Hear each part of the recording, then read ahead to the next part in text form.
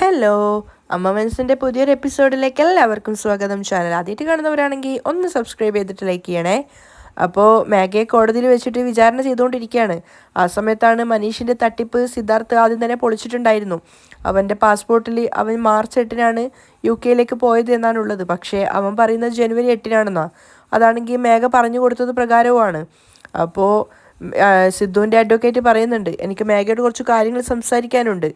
Yes, proceed. Judge പറയാണ്, Mrs മേഘ, party ഹാളിൽ ബോധമില്ലാതെയാണ് നിങ്ങൾ മദ്യപിച്ച് കിടന്നിട്ടുണ്ടായിരുന്നത്. അതെ. നിങ്ങളെ സിദ്ധു ഭദ്രമാക്കി വീട്ടിൽ കൊണ്ടുവന്ന് വിട്ടു. അയാൾ നിങ്ങളെ വീട്ടിൽ കൊണ്ടുവിടുമ്പോൾ നിങ്ങൾക്ക് ബോധമുണ്ടായിരുന്നോ അതോ ഇല്ലയോ? അത് പിന്നെ ശരി, എങ്കിൽ അന്ന് കറക്റ്റായിട്ട് എന്താ സംഭവിച്ചതെന്ന് നിങ്ങൾക്ക് പറയാൻ പറ്റുമോ? ഞാൻ ബോധമില്ലാത്ത അവസ്ഥയിലായിരുന്നത് കൊണ്ട് എനിക്ക് എന്താ സംഭവിച്ചതെന്ന് ശരിക്കും ഓർമ്മയില്ല. Note this point your honour. സിദ്ധുവിൻ്റെ അഡ്വക്കേറ്റ് കോടതിയോട് പറയാണ്, മേഘ അളവിലധികമായിട്ട് മദ്യപിച്ചത് കാരണം അവൾക്ക് ഒരു തരി പോലും ഓർമ്മയോ ബുദ്ധിയോ അല്ലെങ്കിൽ ബോധമോ ഉണ്ടായിരുന്നില്ല. സോ ഒരു തരിമ്പ് പോലും ഓർമ്മയോ അതോ ബോധമോ ഇല്ലാതിരുന്ന മേഘയ്ക്ക് എങ്ങനെയാണ് സിദ്ധാർത്ഥാണ് അവളെ ബലാത്കാരം ചെയ്തത് എന്ന് ഇത്ര കൃത്യമായിട്ട് പറയാൻ സാധിക്കും?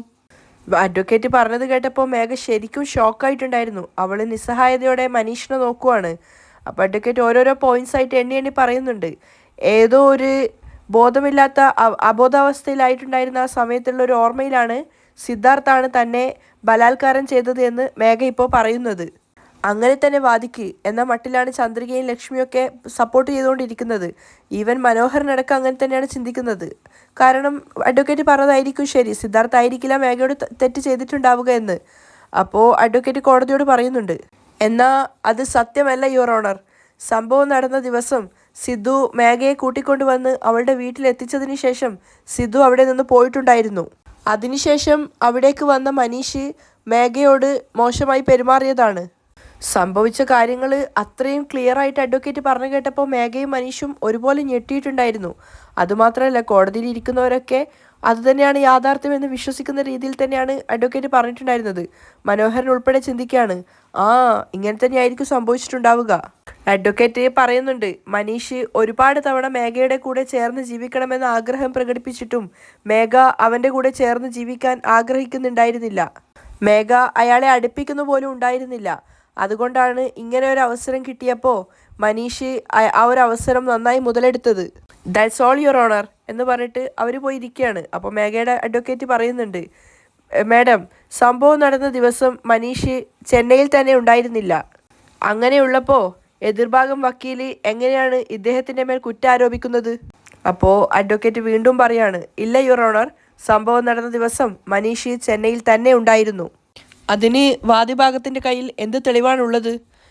ആദ്യത്തെ തെളിവ്, മനീഷ് മാർച്ച് 8-നാണ് UK പോയിട്ടുണ്ടായിരുന്നത്. പക്ഷേ കോടതിയോട് അവർ ആദ്യം തന്നെ പറഞ്ഞത് ജനുവരി 8-നാണ് UK പോയത് എന്നാണ്.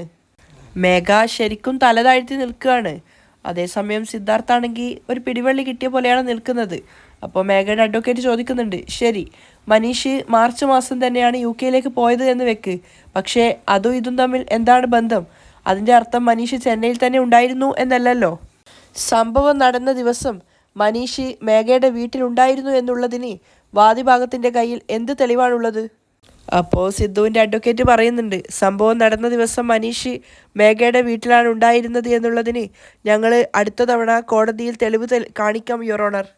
ഈ കേസ് മറ്റന്നാളിലേക്ക് വിധി മാറ്റിവെക്കുകയാണ്. സംഭവം നടന്ന ദിവസം മനീഷ് ചെന്നൈയിൽ ഉണ്ടായിരുന്നെന്നും ആ സമയത്ത് മേഘയുടെ വീട്ടിലുണ്ടായിരുന്നു എന്നുമുള്ളതിന് സിദ്ധുവിൻ്റെ ഭാഗത്തു നിന്നുള്ള ആളുകൾ അതിനുള്ള തെളിവ് കോടതിയിൽ എത്തിക്കണം. കോടതി പിരിച്ചുവിടുകയാണ്. എല്ലാവരും കോടതിക്ക് നേരെ കൈകൂപ്പിക്കൊണ്ട് എഴുന്നേറ്റ് നിൽക്കുന്നുണ്ട്. ജഡ്ജ് അവിടെ നിന്ന് പോവാണ്. ആ സമയത്ത് മനോഹരൻ ചിന്തിക്കുന്നുണ്ട്, അപ്പോൾ ഞാൻ സംശയിച്ചത് ശരി തന്നെയാണ്. മനീഷ് ജനുവരി മാസം UK പോയിട്ടില്ല. മാർച്ചിലാണ് മനീഷ് UK പോയത്. അതിനർത്ഥം മേഘയുടെ വയറ്റിൽ വളരുന്നതിൻ്റെ കുഞ്ഞിൻ്റെ അച്ഛൻ മനീഷ് തന്നെയാണെന്നാണ്. അപ്പോൾ അത് പുറത്ത് ആരോടും പറയരുത് എന്ന് പറഞ്ഞിട്ട് മനീഷിനെ മേഘ ഭീഷണിപ്പെടുത്തി വച്ചിരിക്കുകയാണ്. മനോഹരന് വരെ സത്യം മനസ്സിലാവുകയാണ്. അതേസമയം സിദ്ധാർത്ഥിൻ്റെ വക്കീൽ വന്നിട്ട് അവരോടായിട്ട് പറയുന്നുണ്ട്, സിദ്ധു സർ, വരുന്ന ദിവസം അടുത്ത പ്രാവശ്യം മനീഷ് മേഘയുടെ വീട്ടിൽ ആ സമയത്ത് ഉണ്ടായിരുന്നു എന്നുള്ളതിന് കൃത്യമായ രേഖ കോടതിയിൽ ഹാജരാക്കണം. നിങ്ങളിനി എത്രയും പെട്ടെന്ന് അതിനു വേണ്ടുന്ന കാര്യങ്ങൾ ചെയ്യൂ. അതിന് എന്താ ചെയ്യേണ്ടതെന്ന് അറിയാതെ സിദ്ധാർത്ഥ് ഇങ്ങനെ നിൽക്കുകയാണ്. അപ്പോൾ ചന്ദ്രിക പറയുന്നുണ്ട്, സംഭവം നടന്ന ദിവസം മനീഷ് ഇന്ത്യയിലുണ്ടായിരുന്നെന്നും മേഘയുടെ വീട്ടിലായിരുന്നു എന്നുള്ളതിനും കൃത്യമായ തെളിവുകൾ ഞങ്ങൾ കോടതിയിൽ കൊണ്ടെത്തിക്കും. ചന്ദ്രികയുടെ കോൺഫിഡൻസ് കണ്ടപ്പോൾ ലക്ഷ്മിയും മഹേന്ദ്രനും സന്തോഷത്തോടെയും അഭിമാനത്തോടെയും പരസ്പരം നോക്കുവാണ്. അപ്പോൾ ചന്ദ്രിക സിദ്ധുവിനെ ആശ്വസിപ്പിക്കുന്നുണ്ട്. സിദ്ധു സർ, നിങ്ങൾ എന്തുകൊണ്ടും ഭയപ്പെടേണ്ട, നമ്മൾ എന്തായാലും ഈ കേസ് ജയിക്കും. കോടതിക്ക് പുറത്തിറങ്ങിയിട്ട് സിദ്ധുവും ചന്ദ്രികയും മഹേന്ദ്രനും ലക്ഷ്മിയും കാറിനടുത്തായിട്ട് നിൽക്കുകയാണ്. ആ സമയത്താണ് മേഘയും മനീഷും മനോഹരനും അവളുടെ അഡ്വക്കേറ്റും പുറത്തേക്ക് വരുന്നത്. അപ്പോൾ മേഘയുടെ അഡ്വക്കേറ്റ് അവളോട് പറയുന്നുണ്ട്, മേഘ കുറച്ച് സമയം ഇവിടെ നിൽക്കുക, ഞാൻ ഇപ്പോൾ വരാം. ആ സമയത്ത് മേഘ മനീഷിനോട് പറയുന്നുണ്ട്, മനീഷ്, ഞാൻ വല്ലാതെ പേടിച്ചിട്ടുണ്ടായിരുന്നു, നീ എങ്ങാനും കോടതിയിൽ മാറ്റി പറയുമോ എന്ന് വിചാരിച്ചിട്ട്. സാരമില്ല, നല്ല വ്യക്തമായിട്ട് ജഡ്ജി ചോദിച്ച ചോദ്യത്തിന് നീ മറുപടി കൊടുത്തിട്ടുണ്ട്. ഇത് മതി മനീഷ്. മേഘ അവനെ അപ്രീഷിയേറ്റ് ചെയ്യാണ്. പക്ഷേ മനീഷ് നാണക്കേട് കൊണ്ടും സങ്കടം കൊണ്ടും ദേഷ്യം കൊണ്ടും ഒക്കെ തലതാഴ്ത്തി നിൽക്കുകയാണ്. മനോഹരും അതൊക്കെ ശ്രദ്ധിക്കുന്നുണ്ടായിരുന്നു. ആ സമയത്താണ് സിദ്ധാർത്ഥ് തിരിഞ്ഞു നോക്കുമ്പോൾ മേഘയും മനീഷിനെയൊക്കെ കാണുന്നത്. അപ്പോൾ അവന് വല്ലാത്ത ദേഷ്യവും കലിയൊക്കെ വരുന്നുണ്ട്. അവൻ ചന്ദ്രികയോട് പറയാണ്, ഇവന് എത്രമാത്രം സഹായം നമ്മൾ ചെയ്തു കൊടുത്തിട്ടുണ്ട്, എന്നിട്ട് നോക്ക്, ഒരു ഉളുപ്പും ഇല്ലാതെ എത്ര നന്നായിട്ടാണ് അവൻ കള്ളം പറയുന്നത്. ഇവനെയൊന്നും വെറുതെ വിടാൻ പാടില്ല ചന്ദ്രിക എന്ന് പറഞ്ഞിട്ട് മനീഷിനെ തല്ലാൻ വേണ്ടി സിദ്ധാർത്ഥ് പോകാനൊരുങ്ങുവാണ്. അപ്പോൾ ചന്ദ്രിക അവനെ പിടിച്ചു വെക്കുന്നുണ്ട്. സാർ വേണ്ട സാർ, നമുക്ക് പോവാം സാർ, വെറുതെ പ്രശ്നം ഉണ്ടാക്കണ്ട, വാ സാർ എന്ന് പറഞ്ഞിട്ട് അവനെ കൈ പിടിച്ച് വലിച്ച് കൂട്ടിക്കൊണ്ടുപോകുമ്പോഴേക്കും സിദ്ധു അവളുടെ കൈവിടുകയാണ്. നീ വിട് ചന്ദ്രിക. സാർ പോവല്ലേ സാർ എന്ന് പറഞ്ഞിട്ട് ചന്ദ്രിക അവൻ്റെ പിന്നാലെ പോകുന്നുണ്ട്. മഹേന്ദ്രനും പറയാണ്, സിദ്ധു കോർട്ടിൽ വെച്ച് വെറുതെ പ്രശ്നം ഉണ്ടാക്കല്ലേ. സിദ്ധു അവന് വന്ന ദേഷ്യത്തിന് കൈയൊക്കെ തെറുത്ത് കയറ്റിയിട്ടാണ് പോകുന്നത്. അത് കണ്ടപ്പോൾ തന്നെ മനോഹരൻ ചിന്തിക്കുന്നുണ്ട്, സിദ്ധു നല്ല ദേഷ്യത്തിലാണ് വരുന്നത്, മനീഷിൻ്റെ കാര്യം ഇന്ന് തീർന്നത് തന്നെ. ചന്ദ്രിക എത്ര തന്നെ തടയാൻ ശ്രമിച്ചിട്ടും സിദ്ധാർത്ഥ് അവളെ വിടുവിച്ചുകൊണ്ട് നേരെ വന്ന് മനീഷിൻ്റെ ഷർട്ടിൻ്റെ കോളറിൽ കുത്തി പിടിക്കുകയാണ്. മനീഷ്, നിനക്ക് ബുദ്ധി ഒരല്പം പോലും ഇല്ലേ? എത്ര വലിയ കള്ളമാണ് നീ ഇങ്ങനെ ഒരു കോടതിയിൽ സംസാരിച്ചത്. നിനക്ക് കുറച്ചു പോലും ബോധമില്ലേ? നീ വെറും നന്ദി കെട്ടവനായിപ്പോയല്ലോ എന്നൊക്കെ പറഞ്ഞിട്ടാണ് അവനെ തല്ലുന്നത്. മനീഷാണെങ്കിൽ ഒന്നും ചെയ്യാതെ തല്ല് മുഴുവൻ വാങ്ങിക്കുന്നുണ്ടായിരുന്നു. കാരണം അവൻ്റെ ഉള്ളിൽ അത്രയധികം കുറ്റബോധമുണ്ട്. ഒരു ഭാഗത്ത് സിദ്ധാർത്ഥിനെ പിടിച്ചു വെച്ചുകൊണ്ട് ചന്ദ്രികയും മഹേന്ദ്രയും ലക്ഷ്മിയൊക്കെ ഉണ്ട്. മറുഭാഗത്താണെങ്കിൽ മനീഷിനെ രക്ഷിക്കാൻ വേണ്ടിയിട്ട് മനോഹരനും മേഘയും ആവുന്നത് പോലെ ശ്രമിക്കുന്നുണ്ടായിരുന്നു. അവസാനം മനോഹരൻ തന്നെയാണ് രണ്ടുപേരെയും രണ്ടാക്കി മാറ്റുന്നത്. പക്ഷെ അപ്പോഴും മനീഷ് ഒന്നും പറയാതെ തലതാഴ്ത്തി നിൽക്കുക തന്നെയാണ് ചെയ്യുന്നത്.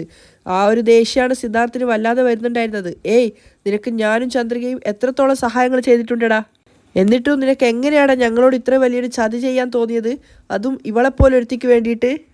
ഥോ എന്ന് പറഞ്ഞിട്ട് സിദ്ധാർത്ഥ് കാർക്കിച്ച് തുപ്പുകയാണ് മേഘയെ നോക്കിയിട്ട്. വീണ്ടും മനീഷിനെ കാണുന്തോറും സിദ്ധാർത്ഥിന് ദേഷ്യം കൂടുന്നുണ്ടായിരുന്നു. നീ എന്താണ് ഇങ്ങനെ നോക്കുന്നത് എന്ന് പറഞ്ഞിട്ട് വീണ്ടും അവനെ തല്ലാൻ ഒരുങ്ങുകയാണ്. അപ്പോൾ മഹേന്ദ്രനൊക്കെ പറയുന്നുണ്ട്, സിദ്ധു നീ വെറുതെ കോടതിയിൽ വെച്ച് പ്രശ്നം ഉണ്ടാക്കല്ലേ. അയ്യോ അവനെ വിട് സാർ, എത്ര നേരമായി പറയുന്നു എന്നൊക്കെ പറഞ്ഞിട്ടാണ് ചന്ദ്രിക പിടിച്ചു വലിക്കുന്നത്. നീ വിട് ചന്ദ്രിക, ഇവനെ അങ്ങനെ വിട്ടാൽ പറ്റില്ല, ഇവൻ എന്ത് തെമ്മാടിത്തരം നമ്മളോട് കാണിച്ചത് എന്ന് കാണുന്നില്ലേ എന്നൊക്കെ പറഞ്ഞിട്ടാണ് മനീഷിനെ വീണ്ടും വീണ്ടും തല്ലിക്കൊണ്ടിരിക്കുന്നത്. അപ്പോൾ മനോഹരൻ പറയുന്നുണ്ട്, സിദ്ധാർത്ഥിന് വരുന്ന ദേഷ്യത്തിന് ഒരുപക്ഷെ ഇപ്പോൾ മനീഷിനെ കൊല്ലുമെന്നാണ് തോന്നുന്നത്. മനീഷാണെങ്കിൽ നിന്ന് തല്ല് വാങ്ങിക്കുകയാണല്ലോ. ഇനിയൊരു പക്ഷേ സിദ്ധാർത്ഥ് പറയുന്നത് പോലെ തന്നെ മനീഷിൻ്റെ കുഞ്ഞായിരിക്കുമോ ഇത്? അപ്പോഴേക്കും മേഘ ഇടപെടുകയാണ്. സിദ്ധു, നീ എന്തിനാ ഇപ്പോൾ വെറുതെ മനീഷിനെ അടിക്കുന്നത്? അപ്പോൾ സിദ്ധാർത്ഥിന് നല്ല ദേഷ്യം വരുന്നുണ്ടായിരുന്നു മേഘയോട്. വെറുതെ നീ കയറി സംസാരിക്കാൻ നിൽക്കരുത്, നിന്നെയും കൂടി ചേർത്തായിരിക്കും ഞാൻ അടിക്കുക, പറഞ്ഞില്ലാന്ന് വേണ്ട. വിട് ചന്ദ്രിക, ഇവനെ ഇവിടെ തന്നെ കൊന്ന് കുഴിച്ചു മൂടിയാലേ എനിക്ക് സമാധാനമാവുള്ളൂ. എത്രമാത്രം ധൈര്യം അഹങ്കാരം ഉണ്ടായിട്ടായിരിക്കും ഇവൻ നമുക്കെതിരെ സംസാരിച്ചത്. അപ്പോഴേക്കും മേഘ പറയുന്നുണ്ട്, ഇങ്ങോട്ട് നോക്ക് സിദ്ധാർത്ഥ്, കോർട്ടിൽ വെച്ചിട്ട് ഇതുപോലെ സംസാരിച്ചു കഴിഞ്ഞാൽ ഇപ്പം തന്നെ ജഡ്ജി മാഡത്തിനോട് സംസാരിച്ച് നിന്നെ റിമാൻഡ് ചെയ്യിക്കും ഞാൻ. മേഘ ഭീഷണിപ്പെടുത്തുന്നത് കേട്ടപ്പോൾ ചന്ദ്രികയും ലക്ഷ്മിയൊക്കെ ആകെ ഒന്ന് ചെറുതായിട്ട് പേടിച്ചിട്ടുണ്ടായിരുന്നു. എന്താ, നിന്റെ മനസ്സിൽ നീ വലിയ റൗഡിയാണെന്നാണോ കരുതുന്നത്? ഇവനെയൊക്കെ അടിക്കാൻ റൗഡി ആവണമെന്നുണ്ടോ? സിദ്ധു തിരിച്ചു ചോദിക്കുകയാണ്. ഞാൻ ഒറ്റക്ക് മതി ഇവനെയൊക്കെ തല്ലാൻ. മതി സർ, വരൂ എന്ന് പറഞ്ഞ് ചന്ദ്രിക പിടിച്ചു വലിക്കുന്നുണ്ട്. വിട് ചന്ദ്രിക, ഇവനെ തല്ലാതെ വന്നാൽ എനിക്ക് സമാധാനം കിട്ടില്ല. ഈ വൃത്തികെട്ടവളുടെ കൂടെ ചേർന്നിട്ട് ഇവനും കള്ളം പറയാൻ തുടങ്ങിയിരിക്കുന്നു. നാണമില്ലടാ നിനക്ക്. മനീഷ് പക്ഷെ ഒന്നും പറയുന്നില്ല. അവൻ തലയും താഴ്ത്തിയിട്ട് നിൽക്കുകയാണ്, എല്ലാ കുറ്റബോധവും പേറിക്കൊണ്ട്. അപ്പോൾ ചന്ദ്രിക സിദ്ധുവിനോട് പറയുന്നുണ്ട്, സർ, അവൻ പറഞ്ഞത് കള്ളമാണെന്ന് നമുക്ക് കോടതിയിൽ തെളിയിക്കാം സർ.